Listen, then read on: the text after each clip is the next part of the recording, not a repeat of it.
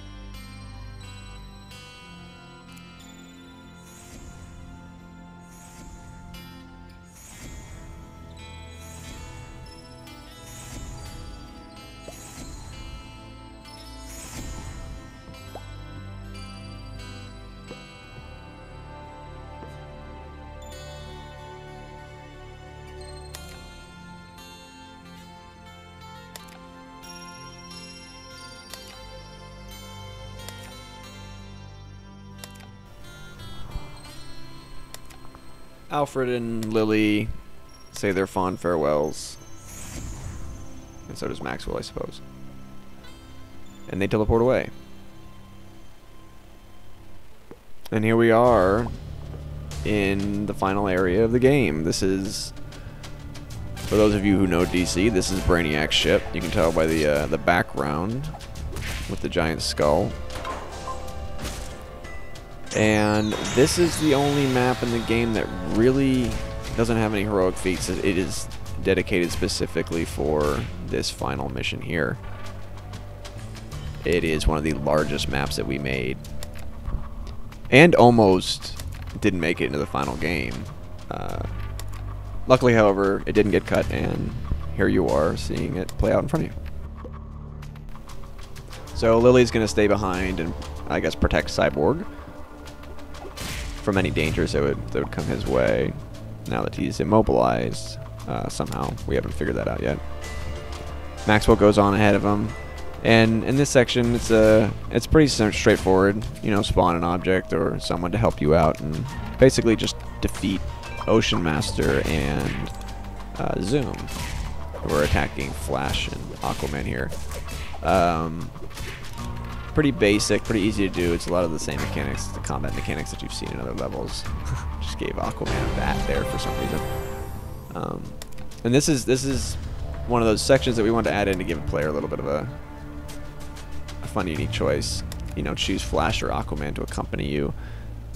There's a mechanic that we didn't get a chance to use anywhere else in the game, so why not?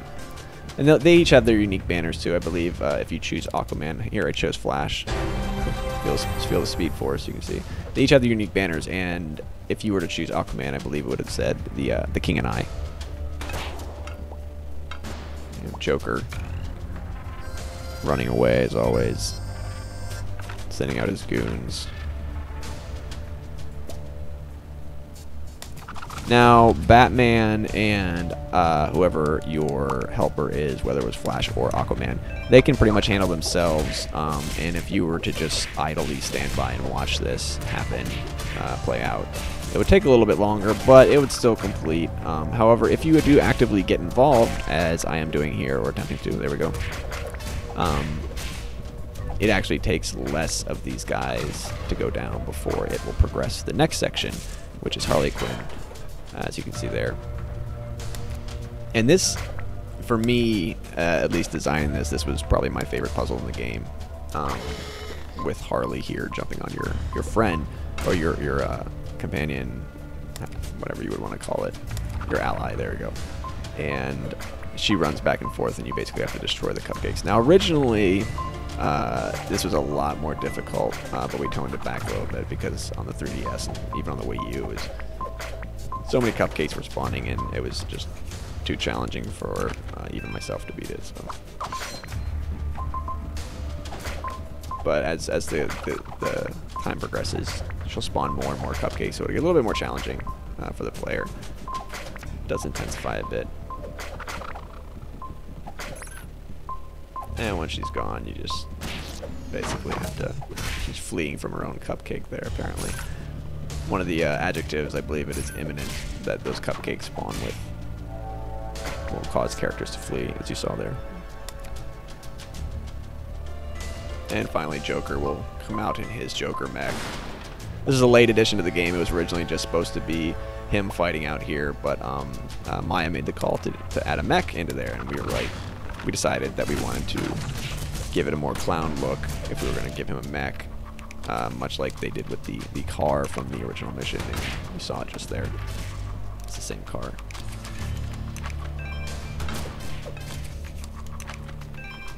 Basically made Joker a lot more formidable of an opponent, and it you know, it broke things up a little bit. It wasn't the same monotonous just kill this villain with this gun. So now he's got rockets and he jumps around. A little bit more engaging than a standard beat 'em up DPS burn style fight.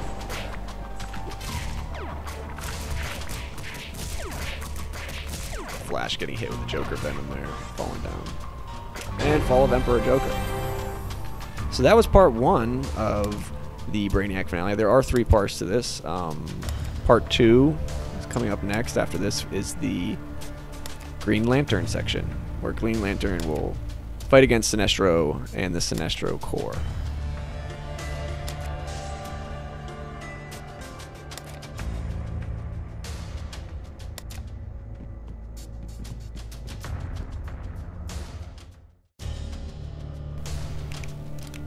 Get rid of that laser pistol. We're not going to need it against these guys.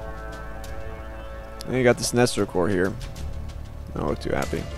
So what's going to happen here is Maxwell will actually create for you all the different lanterns minus the Sinestro Corps, and you can basically drag one onto him, and they will summon the Lantern Corps of that given lantern color in to help you fight against the Sinestro Corps. Yeah, you can see here, power body rack to your notebook and spawn them in. So basically, you have your choice. Choose whichever one you want. All the cores are there, minus the Sinestro Corps, like I said. Let's go with the orange lantern core. There you go. You got Larfleeze, and he says his oath, which was revealed actually right before our game released. So lucky for us. And you can see there, Larfleeze actually takes the lantern back from you. Since he's a greedy little gonzo. Spawn a crowbar. And there you see Bloom in the background. He's one of my favorite characters that we have in our game right there. He's just such a large character, and the character rig itself for him was just really cool.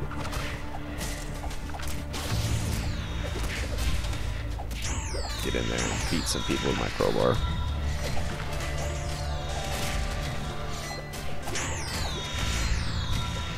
Now, what's neat about the Orange Lantern Corps and several of the other cores that you see right there, Lo just died, and now Liza Drag. So they become part of the Orange Lantern Corps, part of your core now, fighting for you. You can see them semi-transparent and orange there. So as the Sinestro Corps falls, you start off with, you know, maybe a couple guys on the Orange Lantern Corps, Glomulus, Bloom, Larfleeze, and Gretty. God, I hope I get that right. But yes, and Gretty.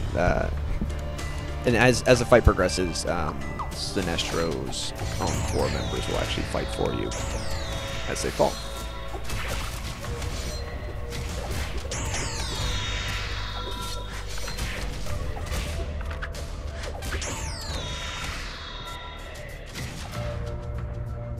And then once all of them fall, you can see there Sinestro is weakened, and that's when you...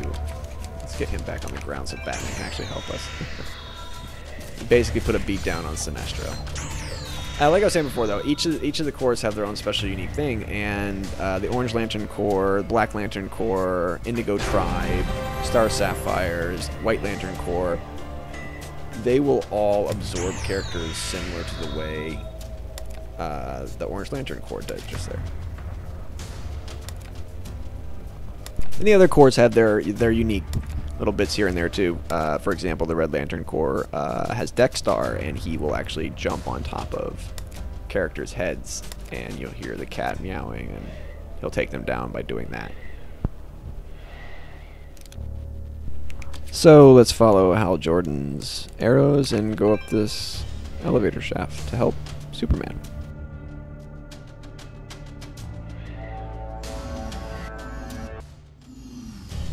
So here we go up the elevator shaft to find ourselves Superman. We should be coming in right about now. There we go. And there's Lex Luthor in his war suit. Now, what's coming up is probably one of the more brutal fights in the game. I'll openly admit that. Keeping Superman safe is your main goal, and these little nanobots, they'll do a number on them because they're made of kryptonite, so you have to destroy them as quickly as possible. I tend to use the minigun, as you can see there. As soon as that kryptonite gets near him, you can see his health will start taking damage there.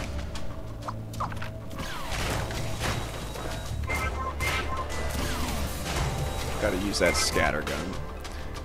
Now, whenever you see that system's reloading, that's a good time to rearm yourself, or even, you know, give Superman a little bit of a boost. As you can see, I'm kind of cheesing it a bit by using Invincible, but like I said, this is a very brutal fight.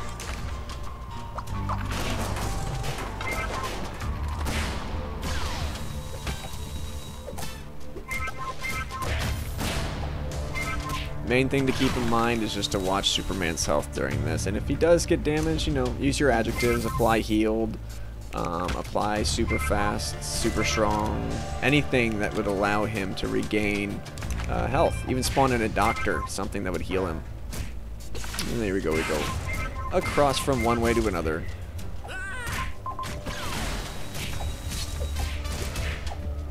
Now we have Wonder Woman and Superman fighting Cheetah and Lex Luthor. So your first goal here is to destroy Cheetah. Let's make her a little bit slower, because you know Cheetah's main power is her speed, and slowing her down will negate some of that. And then we'll pop a cap in her. Pop it up.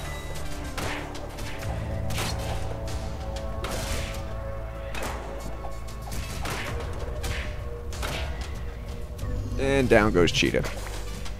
So now Wonder Woman will actually go up and help Superman. Might as well go up there and help them as well. You gotta get rid of that Lex Luthor. Oh, whoops, not a rocket. I want a rocket launcher. No, bazooka. There we go. Boom! Boom. Come on, good. There we go. And now he goes down.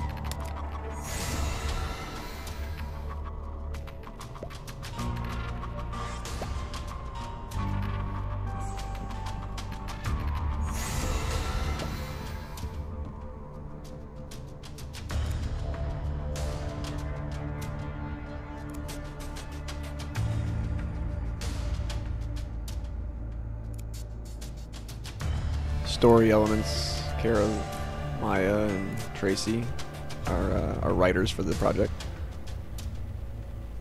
A lot of this dialogue explaining exactly why Brainiac is attempting to gain the control over these star rights. Who would have thought these star rights would have been so powerful? I guess in DC world, their villains will find a way.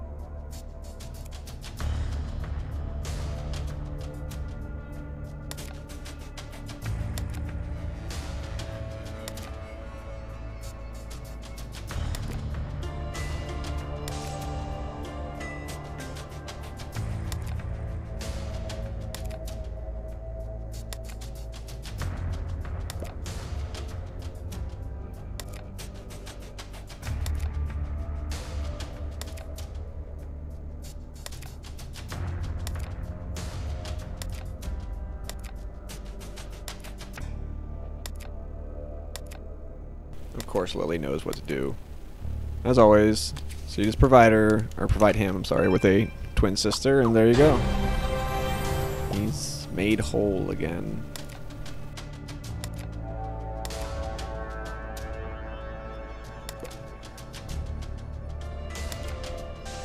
Now Doppelganger betrays the Brainiac Collective, so it were. Cyborg, unfortunately, still lying here on the ground, electrocuted. I guess we forgot about him for a bit. Now Doppelganger is fighting Brainiac. So now, need to help out Cyborg. Lock out those Brainiac waves. Let's give him a foil cow. Anything foil will work here. You can make the most ludicrous thing possible. Foil cow, it'll just pop right on his head. He's all better now. And he seems to figure out that he can only teleport, as you see there, current universe versions. So there should be a hint that any of what's coming up. Oh no, Lily. Or Doppel Lily. I think it would be called Doppel Lily. With the power of 2 lilies, you can now figure out that alternate universe versions of the Justice League will be what is required in order to defeat these guys. And they won't attack until you actually spawn one of the alternate universe characters. So there goes Superman. Huzzah! I guess that's the first time I spawned a DC object this playthrough. And there they go. They'll start firing. Unfortunately, Brainiac right there has started to attack me, so Batman. There we go. We got Wonder Woman. Star Sapphire. Oh wait, no, it's the same universe. Crap. Wonder Woman, Agent Diamond Price. Right? Sweet. Yep. And any current universe things you saw there, current universe characters will get zapped out. I'm fairly certain. All Sinestro won't work either. Zapped out. Let's try Flash. Oh yes. I guess that's still current universe. I know we have a ton of Superman. Or 2. Plus Superman is just powerful. So he can make short work of all of these Brainiacs. It's 5 in total. Basically you just have to take them out one by one, only using the alternate universe characters. Or, you know, Maxwell can lay a beat down as well, but I tend to like to let these big, powerful characters do the work for me. I'm lazy.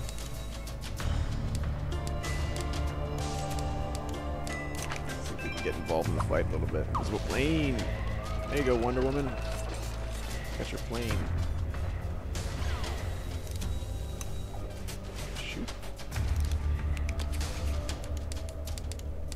bullet shooting. Bullet shooting. No? Bullet firing?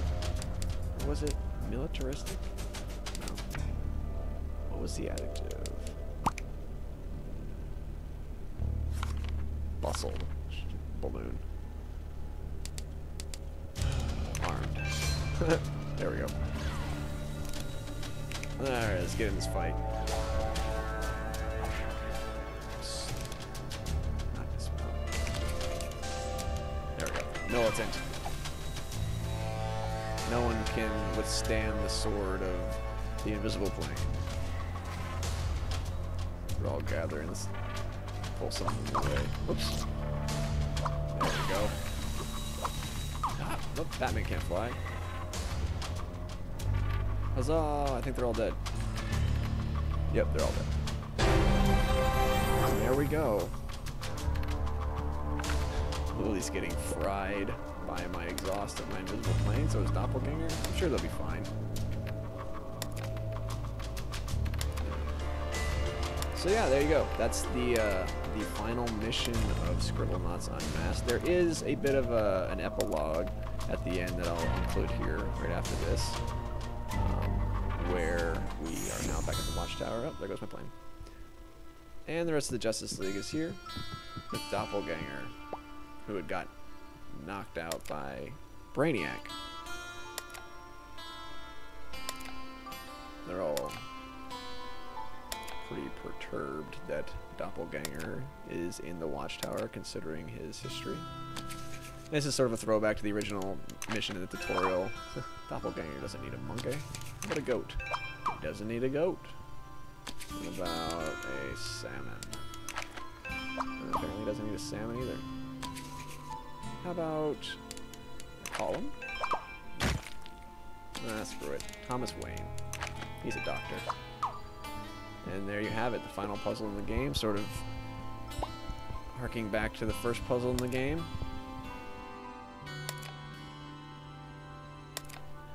And there you have it. There's the designer walkthrough for Scribblenauts Unmasked, the DC Comics adventure, the Brainiac Starship finale mission. Thanks for watching, and be sure to check out the rest of the videos on my channel if you have a chance, or visit my webpage at adamfenderson.me.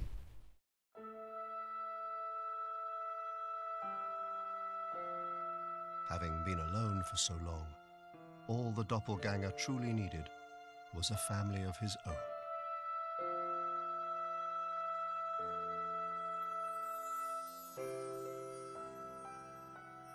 After all, isn't that all any of us need?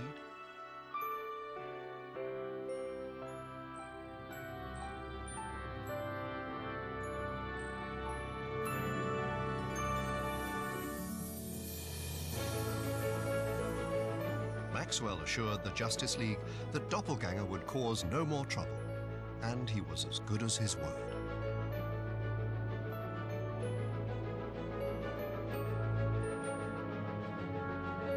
Together, they helped to heal a world that had almost been broken.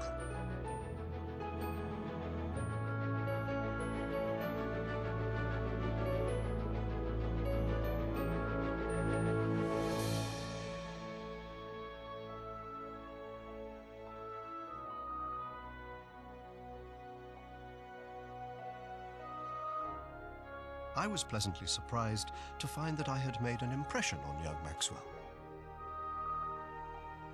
As indeed, he had made an impression on me.